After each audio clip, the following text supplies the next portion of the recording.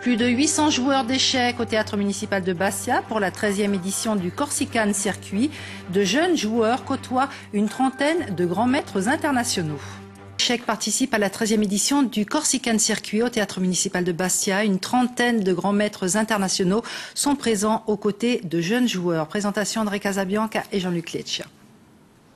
Michael Massoni, 17 ans, champion de Corse d'échecs et vice-champion de France cadet, sera pendant une semaine à Bastia avec d'autres joueurs insulaires sur le grand échiquier international de la 13e édition du Corsican Circuit.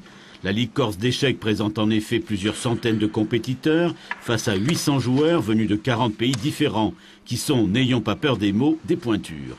C'est un grand tournoi quand même, il faut faire attention, il faut jouer toutes les parties à fond, tous les joueurs sont importants. Et essayer de faire son mieux pour être bien placé au final. La Corse compte actuellement 5000 licenciés, dont 4000 jeunes de moins de 16 ans. Autant dire une pépinière de talents qui tôt ou tard affrontera en amateur les grands champions. Les joueurs amateurs, j'en suis là, viennent ici pour faire des coups en fait. C'est-à-dire qu'on va essayer de gagner contre un grand maître, accrocher un maître international.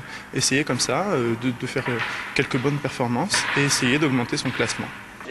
La Méditerranée comprend dans son ensemble 1 millier de jeunes licenciés et ceux-ci n'ont pas souvent l'occasion de participer à des compétitions de haut niveau. La Corse est une belle image de ce qui existe dans les échecs en Méditerranée.